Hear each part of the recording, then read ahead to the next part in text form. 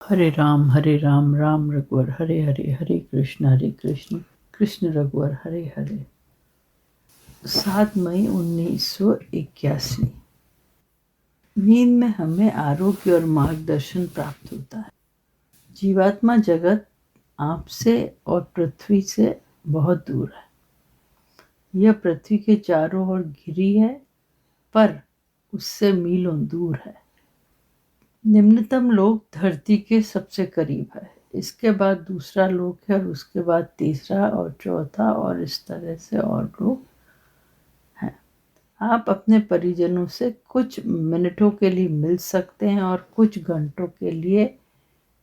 यह निर्भर करता है आपकी नींद पर, जो गहरी और बिना सपनों की होनी चाहिए। ये कह रहे हैं दोनों भाई मृत्यु के बाद क्या होता है ये बता रहे हैं। ये कह रहे हैं कि हम नींद में अपने परिजनों से मिलते हैं, पर परिजनों से वही मिलता है जिसका अवचेतन मन परिजनों से मिलने की इच्छा करे। किसी के माता पिता भाई बहन किसी की मृत्यु हो गई है और वो उसकी इच्छा है उनसे मिलने की और उनकी याद आती है, तो वो उनसे मिलता है परिजन से। वो तभी मिलेगा जब उसकी खुद की इच्छा होगी, बिना इसकी इच्छा के नहीं होगी। और दूसरी बात, उनकी भी इच्छा होगी तो मिलेंगे, तो ये मुलाकात तभी होती है। लगभग लेकिन अगर कोई इन रिश्तों के ऊपर निकल चुका, कहता है मेरा कोई न भाई है, न कोई बहन है, न कोई माँ बाप, कुछ नहीं, बस जो थे इस यहीं के रिश्ते थे और ये तो जन्म जन्मों से चलते चले आ रहे हैं। मेरे 500 जन्म 1000 जन्म हुए हैं, मेरे जाने कितने माँ बाप कितने भाई बहन हुए हैं। मुझे तो अपने गुरु से मिलना है स्वप्न में।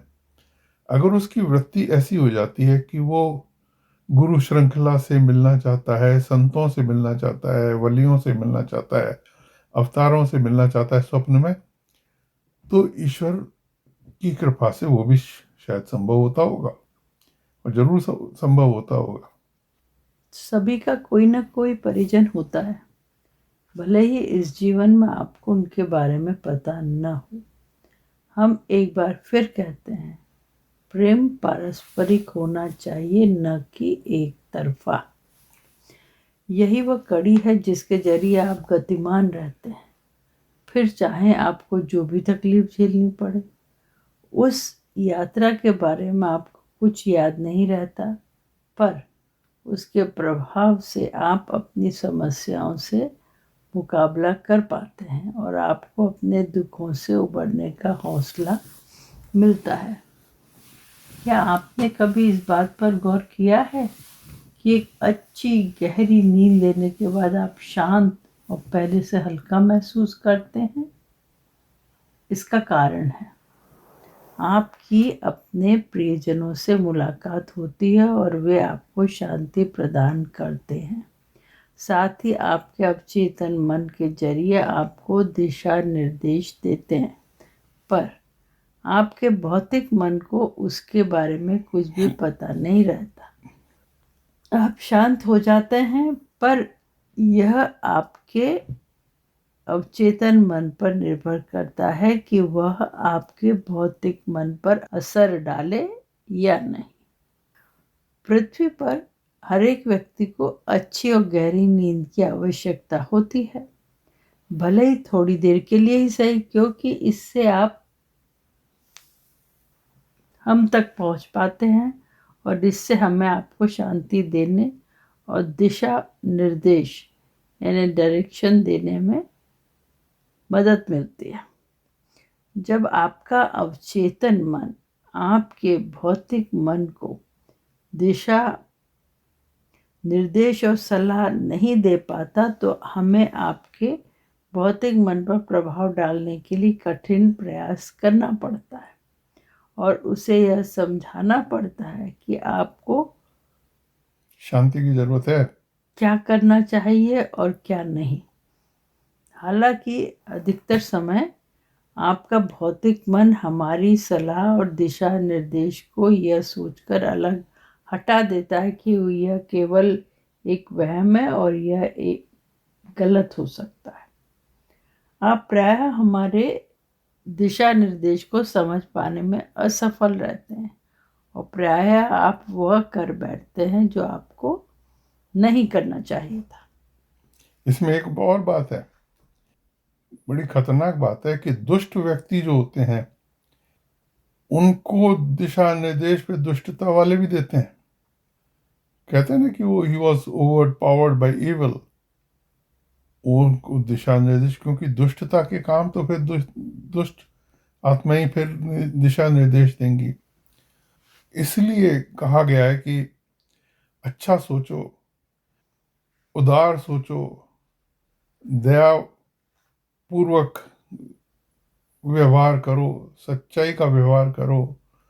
तो उसमें क्योंकि सात्विकता का अगर आपका गुण हो गया तो सात्विकता से ऊपर ही आप जाओगे, सात्विकता के तीनों गुणों के परे ही जाओगे। और राजसिक और तामसिक रह गया तो फिर वो नीचे ढलान है, फिर उसमें बड़ा खतरा है। जब आपका अवचेतन मन आपके भौतिक मन को दिशा निर्देश पर और सलाह नहीं दे पाता तो हमें आपके भौतिक मन पर प्रभाव डालने के लिए कठिन प्रयास करना पड़ता है और उसे ये समझाना पड़ता है कि आपको क्या करना चाहिए और क्या नहीं करना चाहिए। आप प्रायः हमारे दिशा निर्देश को समझ पाने में असफल रहते हैं। पृथ्वी पर आपके जीवन का यही एक सबसे बुरा भाग है जो कई बार आपको निम्नतर लोकों में पहुंचा देता है, क्योंकि आप हमारे दिशा निर्देश की परवाह नहीं करते। आप सोचते हैं पृथ्वी पर जब तक मैं सफल और अमीर बना रहूंगा तब तक किसे इसका पता चलेगा, यही तो मेरी खुशहाली है।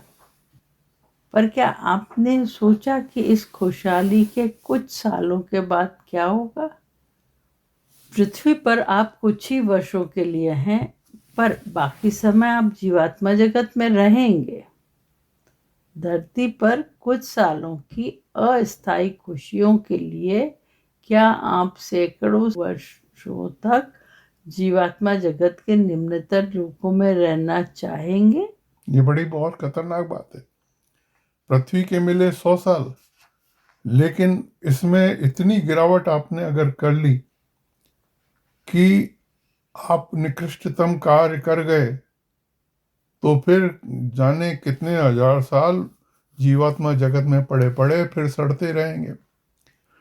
और जिसने इस स्प्रिंग बोर्ड का पूरे ढंग से उपयोग कर लिया और अपनी आत्मा को परमात्मा में मिला के एक कर लिया, तो वो अनंत रूप से फिर उस अनंत तत्व में, उस दिव्यता में ही रहेगा। फिर वो, ये बात कुरान में बहुत क्लियरली बताई गई है कि यही मौका है, इसी में जो करना है कर लो, यही इसी से ही सारा आगे का निर्णय होने वाला है।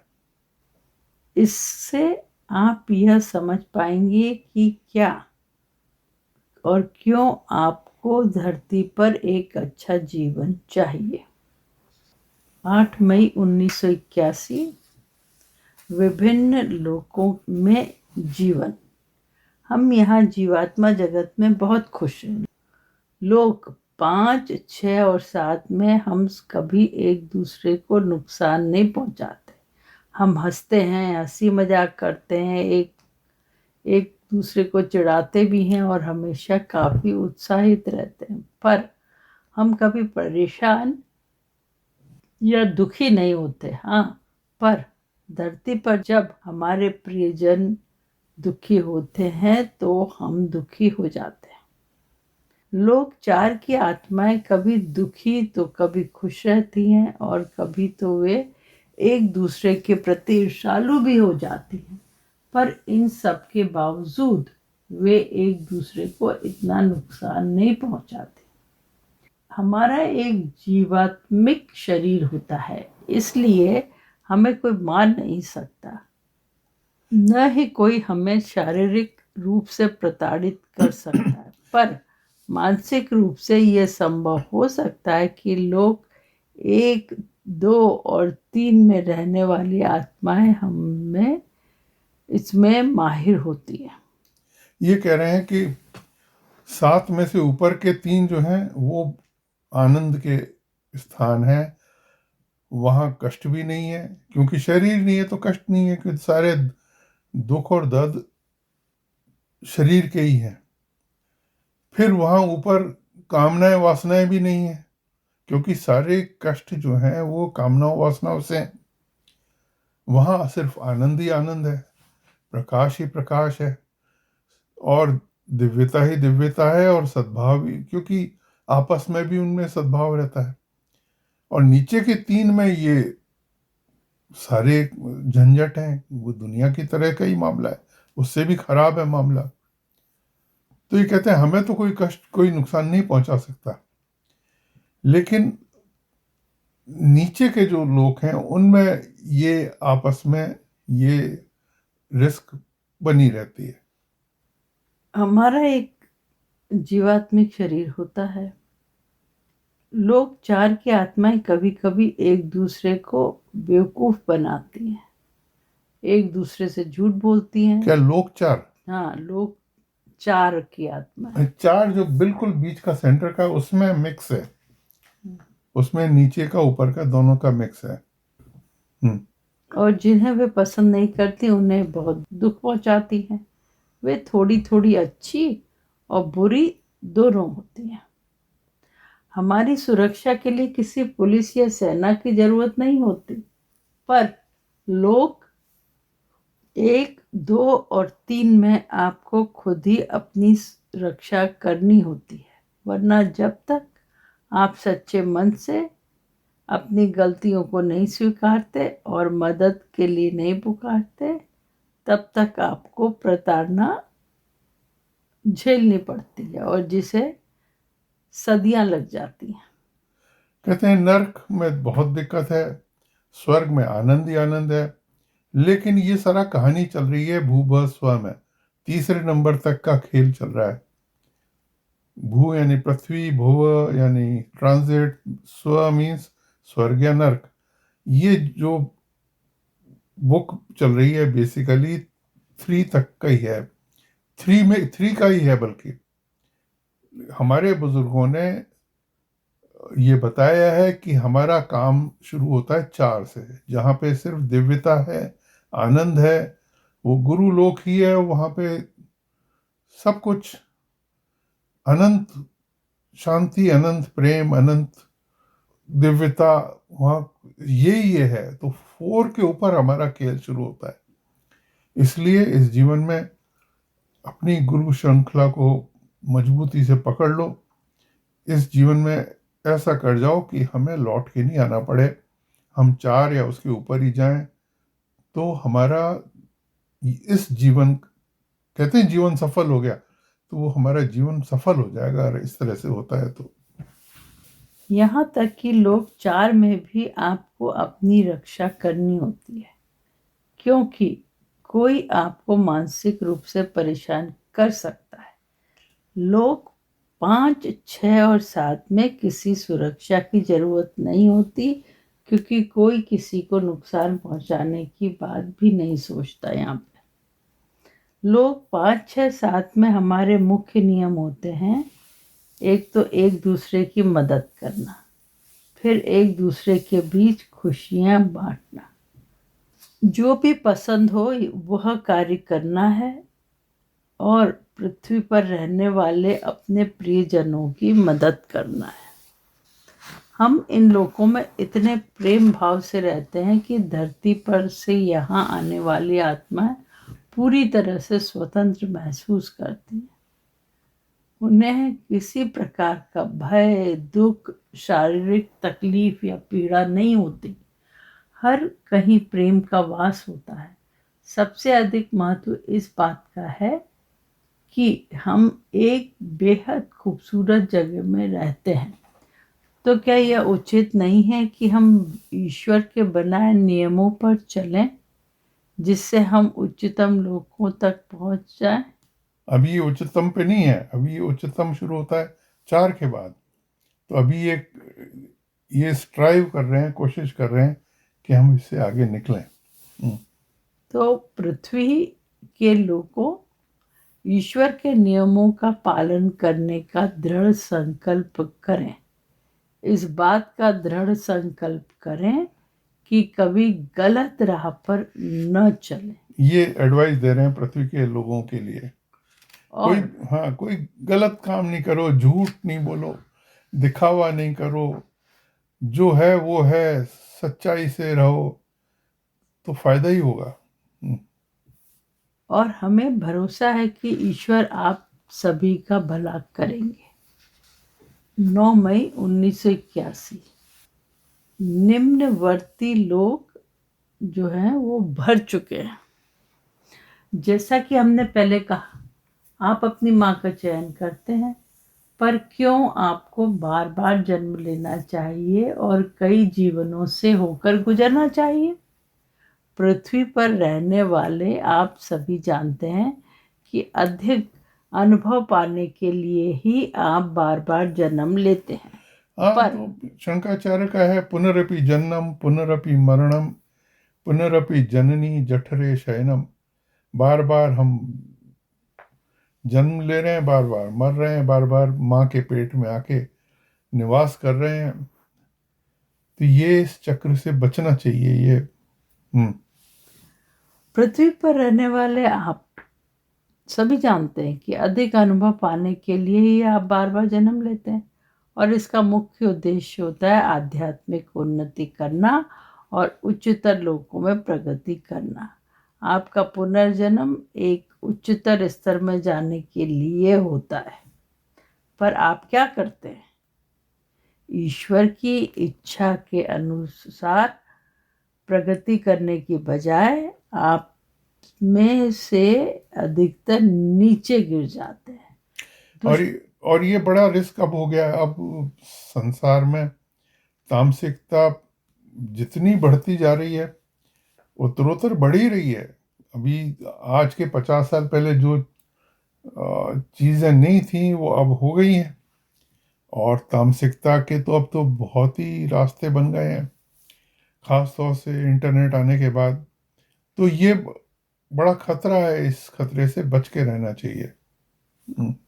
यही कारण है कि पृथ्वी की अवस्था बद से बदतर होती जा रही है। दुष्ट आत्माएं कभी नहीं चाहती कि अच्छाई उस पर हावी हो, इसलिए वे अच्छाइयों को दबाने का पूरा प्रयास करती हैं और हर कहीं दुष्टता फैला देती है। आपकी दुनिया अभी ऐसी ही हो गई है।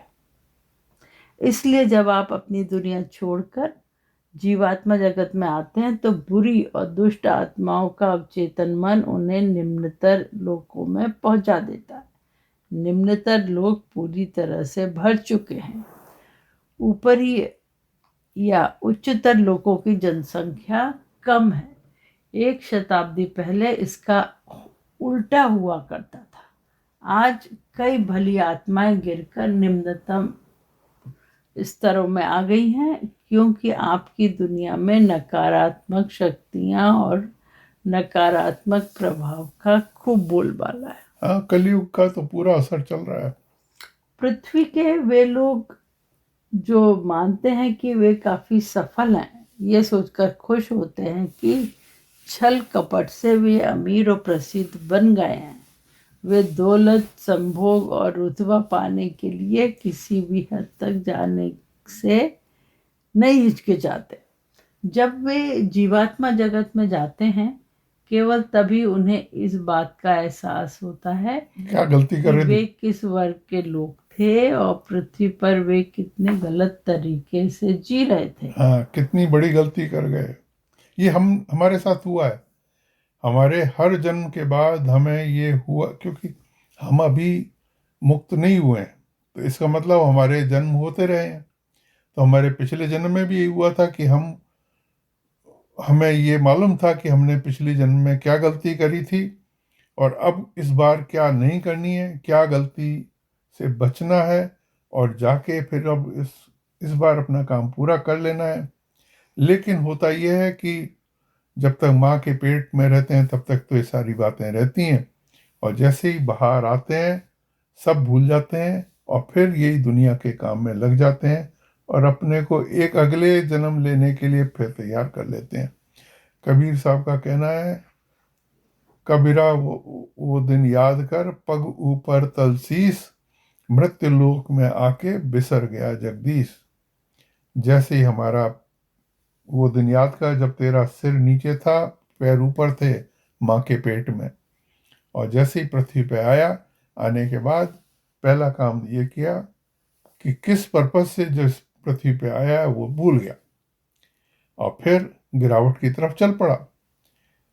अभी भी टाइम है, किसी तरह से अपने जीवन को उच्चतर लोकों में जाने के लिए तैयार कर लो। अपने एक ही सूरत पकड़ लो, वो यहाँ भी काम आएगी वहाँ भी काम आएगी, और किसी तरह से इस झंझट से पार हो जाओ कि बार बार जन्म नहीं लेना पड़े। कुछ अत्यंत दुष्ट आत्माएं तो निम्नतर लोकों में जाने से भी नहीं घबराती, क्योंकि उनका हृदय इन निम्न अंधेरे लोकों की तरह ही काला हो चुका होता है। पर सबसे अधिक कष्ट उन्हें झेलना पड़ता है जो दुष्टों के प्रभाव में आकर बुरे हो जाते हैं।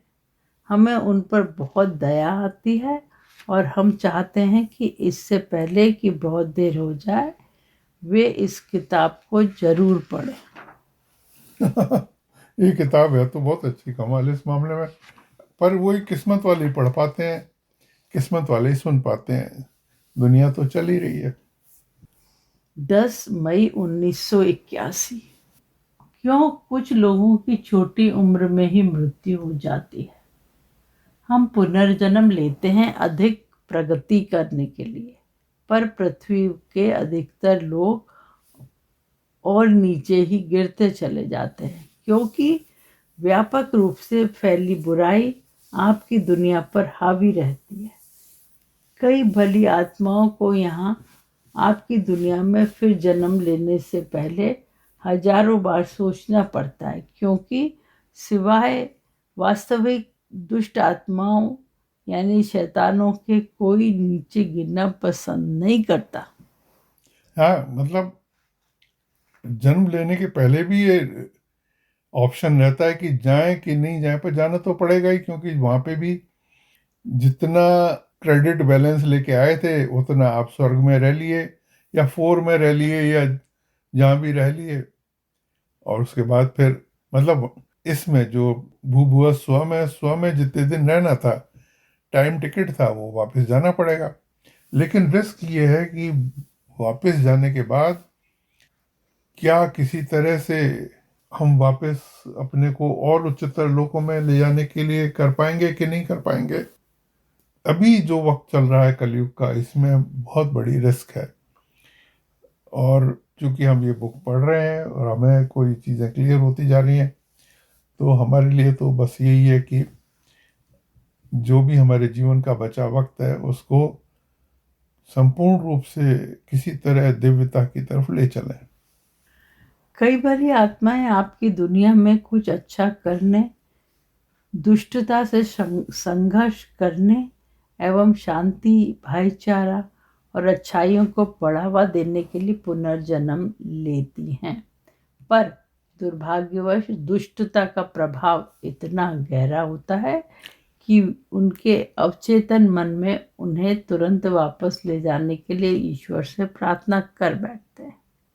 वे निम्नतर लोकों में जाने से नफरत करते हैं और उनके अवचेतन मन उन्हें गलत व अत्यंत बुरा करने से रोकते हैं। इसलिए इस कदर बुराइयों से भरी दुनिया में वे कहाँ मुड़ें, ये उन्हें समझ में नहीं आता। ये उन्होंने बताया कि बहुत सारे लोग जल्दी क्यों डेथ उनकी हो जाती है, क्योंकि वो आए तो अच्छे थे और यहाँ आके उनको इतनी ज़्यादा दुष्टता से उनका सामना होता है। वो कहते हैं हे भगवान मेरे को उठा लो, हो गया, मेरे को यहाँ पे नहीं रहना है। ये तो वो जो स्थितियां हैं, किसी को पति खराब मिल गया, किसी को पत्नी खराब मिल गई, किसी को बॉस खराब मिल गया, किसी को पड़ोसी खराब मिल गया, किसी को दुनिया है ये तो, इसमें यहाँ पे तो परमिटेशन कॉम्बिनेशन है।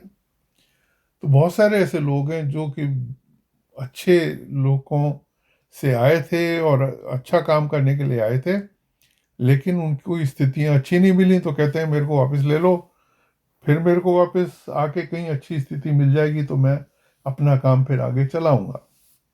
वे निम्नतर लोकों में जाने से नफरत करते हैं और उनके अवचेतन मन उन्हें गलत या अत्यंत बुरा करने से रोकते हैं। इसलिए इस कदर बुराइयों से भरी दुनिया में वे कहाँ मुड़े, ये उन्हें समझ में नहीं आता। यही कारण है कि भली आत्माएं अप्रसन्न और दुखी होती हैं। इसलिए बिना उनके चैतन्य ज्ञान के उनके अवचेतन मन उन्हें उनकी असली आध्यात्मिक घर में वापस बुलाने की सर्वशक्तिमान ईश्वर से प्रार्थना करते हैं। और लौट भी जाते हैं। यही कारण है कि पृथ्वी पर लोग कहते हैं जो लोग कम उम्र में मरते हैं वे भगवान के दुलारे होते हैं, या यूं कहिए कि भगवान उन्हीं को कम उम्र में बुलाते हैं जिनसे वे सबसे अधिक प्रेम करते हैं। ऐसी भली आत्माएं जो अपने अवचेतन मन के कारण गलत काम नहीं कर सकती और आपकी इस दुष्ट दुनिया में अच्छाइयों को नहीं फैला पाती, उन्हें समझ में नहीं आता कि वे क्या करें। वे ईश्वर से लगातार ये पूछती रहती, क्या आपका न्याय यही है? पर अवचेतन मन को पता होता है कि गलत क्या है।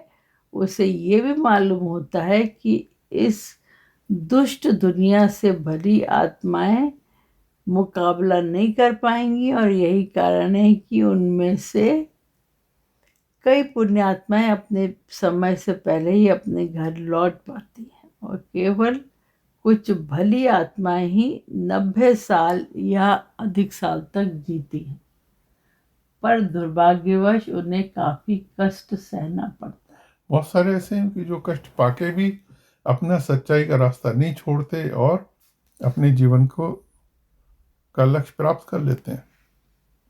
दुष्ट आत्माएं आपकी दुनिया को छोड़ना नहीं चाहती, इसलिए वे भौतिक शरीर और पृथ्वी से जौ की तरह चिपकी रहती है। ये सच है कि उनके अवचेतन मन को अच्छी तरह से मालूम रहता है कि आपकी दुनिया में उनकी मृत्यु के बाद वे कहाँ पहुंचेंगे, क्योंकि अवचेतन मन सब कुछ जानता है। यह बड़े हैरानी की बात है कि जब वे गलत काम करते हैं तो उनके अवचेतन मन उन्हें नियंत्रित करने और रोकने की पूरी कोशिश करते हैं, पर दुष्ट शक्तियों से घिरे होने के कारण वे अंधे हो चुके हैं और अपने अवचेतन मन की आवाज़ ही नहीं सुनना चाहते। ऐसे लोग कभी पृथ्वी छोड़ना नहीं चाहते क्योंकि उन्हें डर लगता है कि निम्नतर लोकों में स्थान मिलेगा, क्योंकि उनके अवचेतन मन को वहाँ के माहौल के बारे में भली भांति पता होता है। ऐसे ही लोग जो है मृत्यु के बाद वो पृथ्वी से चिपके रहते हैं और भूत प्रेत बनते हैं, क्या क्या करते हैं, वो उस तरह के लोग होते हैं। कुछ भली आत्मा जो 1 2 3 में 2 में अटके रहते हैं, 2 है ट्रांजिट में। अब वो वहाँ जाने से डरते हैं क्योंकि वहाँ नर्क है, वहाँ मर तो गए अब पहुँचेंगे नर्क में, अब बीच में ट्रांजिट में फंसे रहते हैं वो। तो कुछ दिन या कुछ काल के लिए पृथ्वी में रहते हैं, भूत प्रेत बन के रहते हैं, जैसे भी रहते हैं। बड़ा कष्ट है, बहुत। हमारे कर्म हमें बहुत आगे कहाँ तक ले जाएंगे, ऊंचाई पे ले जाएंगे या नीचाई पे ले जाएंगे, ये हमारे ही हाथ में। कुछ भली आत्माएं पृथ्वी पर इसलिए रहना चाहती क्योंकि उन्हें अपने प्रियजनों की रक्षा करनी होती है और उन्हें अच्छाइयाँ फैलाने का जीवन कार्य सौंपा गया होता है। इसलिए कितना भी कष्ट क्यों न सहना पड़े, वे अपने भौतिक शरीर से जुड़ी रहती हैं और पृथ्वी पर बनी रहती हैं। कुछ जीवात्माएं ऐसी हैं जिन्हें काफ़ी तकलीफ़ें झेलनी पड़ती हैं, पर फिर भी वे ईश्वर के रास्ते पर से नहीं हटती। वे दुष्टता के से मुकाबला करने की कोशिश करती हैं, पर पृथ्वी पर जमकर बुराई फैली होने के कारण उन्हें कुछ प्राप्त नहीं होता। वो ठीक है, उनको भले लोग हैं, भली आत्माएं हैं, लेकिन वो उनकी जिद्दोजहद, उनका संघर्ष पृथ्वी पे चलता है, लेकिन उनका अंत फिर भी अच्छा ही होता है। भली आत्मा ईश्वर से पुकार करें कि हे ईश्वर, क्या आप यही आपका न्याय है। उससे पहले यह किताब उन्हें कुछ अंतर्दृष्टि जरूर प्रदान करेगी। हमारी ये किताब उन भली आत्माओं तक इस उम्मीद के साथ पहुंचेगी कि दुष्ट ताकतों से उन्हें बचाया जा सके ताकि वे नीचे ना गिरे। हम निश्चित रूप से कह सकते हैं कि बहुत कम बुरी या दुष्ट आत्माएं इस किताब को पढ़ेंगी और शायद उन्हें इस किताब में लिखी बातें फिजूली लगेंगी।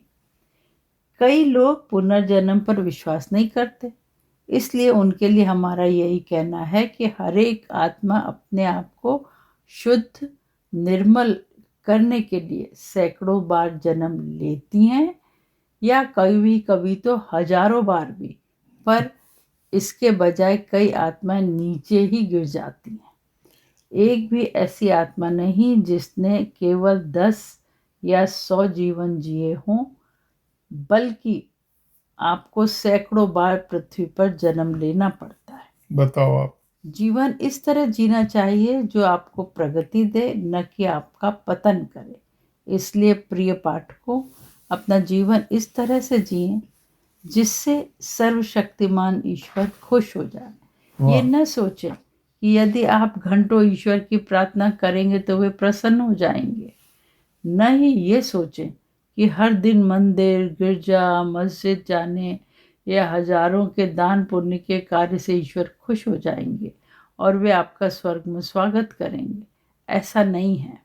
दरअसल यदि आप ईश्वर को रिश्वत देने के लिए यह सब करते हैं तो ये संभव नहीं है।